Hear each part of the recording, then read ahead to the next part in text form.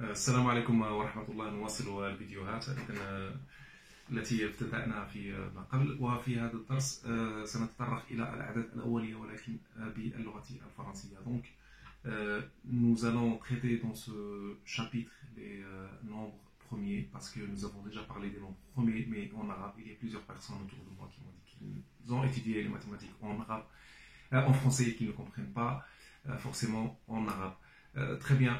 Donc les nombres premiers, qu'est-ce qu'un nombre premier? Dans ce chapitre, on va traiter 4 points plus exactement. Qu'est-ce qu'un nombre premier? Et comment déterminer comment déterminer la primalité d'un nombre? Comment on sait quel nombre est premier ou pas?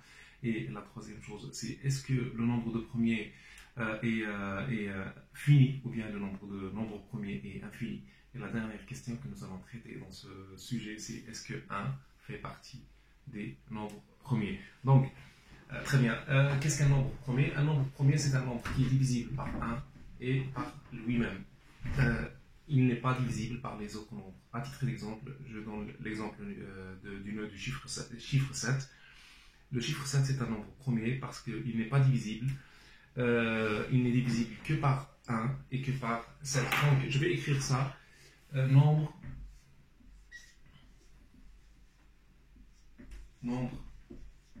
premier.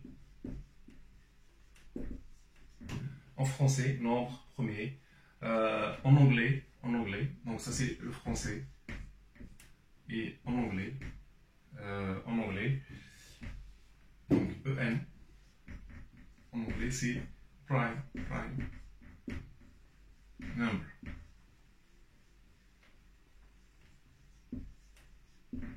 Prime number. En français, un nombre premier, et en anglais, prime number. وباللغة العربية عدد أولي. Qu'est-ce que c'est? Donc, on a le nombre premier, c'est un nombre qui est divisible par lui-même, est divisible par 1. Donc 7, on a vu l'exemple de 7 divisé par 1 égale à 7, et le reste est 0. 7 est divisé par 1 égale à 7, et le reste égale à 0. Très bien, c'est ça ce que ça veut dire divisible. Donc on dit que 7 il est divisible par 1 parce que le reste est égal à 0.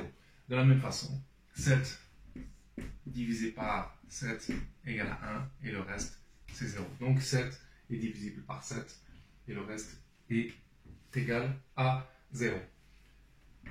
La question que nous allons poser, donc 7 est divisible. 7 divisé par 2 égale 3,5 et le reste égale à 0. Donc dans cette division, même si le reste est égal à 0, alors on ne peut pas dire que 7 est divisible par 2 parce que le résultat égale 3,5. Le résultat, il y a un virgule. Donc il y a une virgule. À partir du moment qu'il y a une virgule, on dit que 7 n'est pas divisible par 2. Très bien. À partir du moment que 7 n'est divisible que par 1, et que par 7, il n'est pas divisible par 2, il n'est pas divisible par 3, il n'est pas divisible par 4, il n'est pas divisible par 5, il n'est pas divisible par 6. Donc, on peut se prononcer sur le fait suivant. 7 est un nombre premier. Très bien. Donc, ça c'est la définition. La définition d'un nombre premier. P est premier s'il n'est divisible que par 1 et par lui.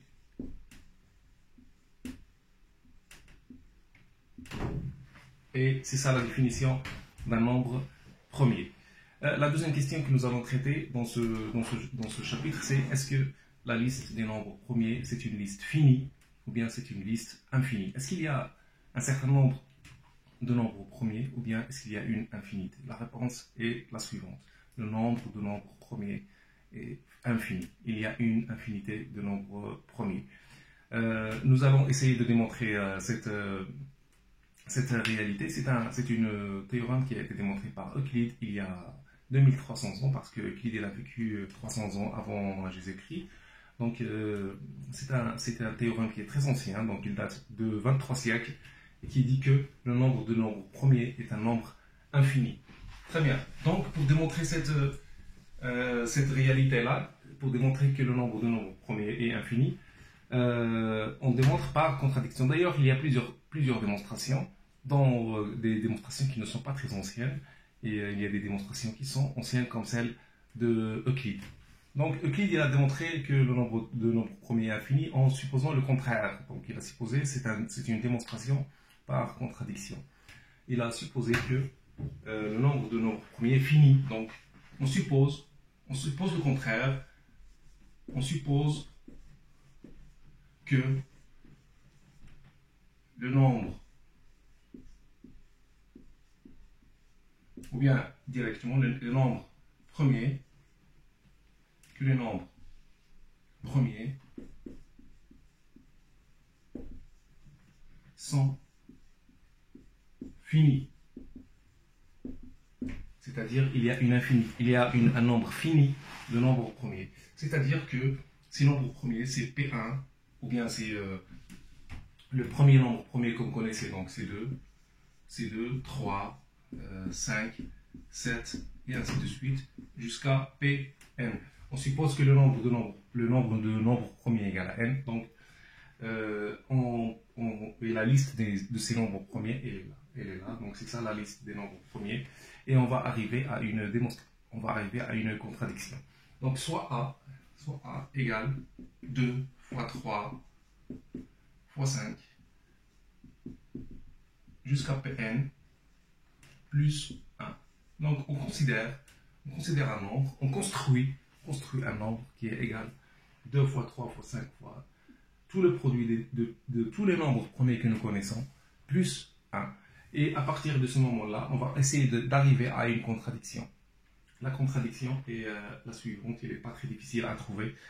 C'est que ce nombre-là, il est composé, donc c'est un nombre composé à partir du moment qu'il ne fait pas partie de la liste des nombres premiers que nous avons supposé initialement, donc c'est un nombre composé.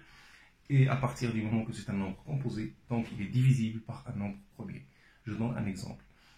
On prend n'importe quel nombre qui n'est pas premier, il est obligatoirement divisible par un nombre premier. À titre d'exemple, 30 ce n'est pas un nombre premier, donc il est divisible par 5, qui est un nombre premier.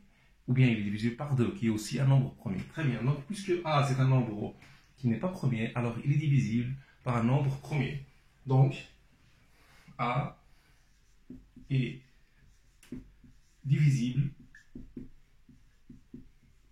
par un nombre qui s'appelle, on va dire, PI. PI, on va dire, il est là, il est caché là, PI, il est là. Donc, très bien, PI divise A, P divise A, et PI divise A. Mais PI divise aussi, il divise le produit qui est là. Il divise cette quantité qui est là parce que PI, il est là. PI, il est là. Donc PI, il divise 2 fois 3 fois PI fois PN. Donc PI, il divise, en même temps il divise A et il divise 2 fois 3 fois PI fois PN. Donc il divise la différence qu'il y a entre les deux. La différence qu'il y a entre cette quantité-là et cette quantité-là n'est rien d'autre que 1. Donc PI. La conclusion sur laquelle nous arrivons, c'est que PI égale à 1. Et ça, c'est une contradiction parce que PI, on a dit qu'il est inclus dans cette liste de nombres premiers. C'est une contradiction qui nous permet de conclure que le nombre de nombres premiers est infini. Donc voilà la démonstration qui permet de nous dire que le nombre de nombres premiers est infini. Il n'y a pas une quantité connue de nombres premiers, mais la liste des nombres premiers, elle ne s'achève jamais, elle ne se termine jamais. Très bien, ça termine la deuxième partie de notre cours. On va passer à la troisième partie, qui est comment on connaît la primalité d'un nombre. C'est-à-dire, je te donne un nombre et tu me dis, par tes propres méthodes, comment est-ce que ce nombre-là, c'est un nombre premier, ou est-ce que c'est un nombre qui n'est pas premier. Donc on va donner un exemple. Je vais donner le même exemple que la dernière fois, que j'ai donné dans l'autre cours. C'est le chiffre 97. Est-ce que 97 est premier? Est-ce que 97 est premier? C'est ça la question que je me pose sur cette partie-là. Donc, pour savoir que un nombre naturel donné, est-ce qu'il est premier ou pas, on utilise une méthode, entre autres, qui s'appelle la division itérative. La division itérative. Division itérative. C'est-à-dire, c'est une division répétée. En arabe, elle se traduit par al-qismatu al-mutakarrira. Al-qismatu al-mutakarrira. C'est une division répétée jusqu'à ce que j'arrive à un certain point, jusqu'à ce que j'arrive à un certain intervalle. Et ça me permet de dire, est-ce que 97, dans notre exemple, c'est un nombre premier, ou bien c'est un nombre qui n'est pas premier. Donc, très bien. Donc, je divise 97 par 2. 97 par 2. En même temps, je dresse la liste des 97 par 2 égale 48. Et le reste est 1. Donc, 97 n'est pas divisible par 2. Ce n'est pas un nombre pair. 97 n'est pas un nombre pair. C'est un nombre impair. Très bien, donc il n'est pas divisible par 2. Et le reste est égal à 1. Donc, ce n'est pas divisible. Il n'est pas divisible par 2. Et je passe à la suite. 97 par 3. 97 divisé par 3. Par 3 égale 3, 2, et le reste, il est toujours égal à 1. Donc 97 n'est pas divisible par 3. Et je peux passer à la suite. 97 n'est pas divisible par 5. Je peux passer à la suite aussi parce qu'il ne se termine ni par 5, ni par 0. Donc 97 n'est pas divisible par 5. Je passe à la suite. La suite, c'est 7. 7. Je divise 97 par 7. Égale 13. Et le reste, c'est 6. Donc 97 n'est pas divisible par 7 parce que 97 divisé par 7 égale 13 et le reste égale à 6. Et donc 97 n'est pas divisible par 7. Très bien. Je passe à la suite. Est-ce que je passe à la suite ou je ne passe pas à la suite? Et la réponse est non. Parce que la suite c'est 11. 11. Et il n'est pas nécessaire de tester la divisibilité. Il n'est pas nécessaire de tester la divisibilité de 97 par 11 parce que 11 multiplié par 11 égale 121 qui dépasse 97. Il n'est pas nécessaire d'aller au-delà d'un nombre dont le produit, dont le carré dépasse le nombre sur lequel nous sommes en train de chercher la primalité. Par exemple, pour le 97, il a fallu diviser par 2, 3, 5, 7, mais pas le 11 parce que ce n'est pas la peine d'aller jusqu'au 11 parce que 11 multiplié par 11 égale 121 qui dépasse 97. Cela suffit de dire que 97 c'est un nombre premier. Donc c'était un exemple. On peut donner d'autres exemples, mais c'est-à-dire dans les prochaines vidéos éventuellement, on va donner d'autres exemples. Donc cela suffit pour dire que 97 c'est un nombre premier. Donc c'est ça la réponse à la primalité d'un nombre.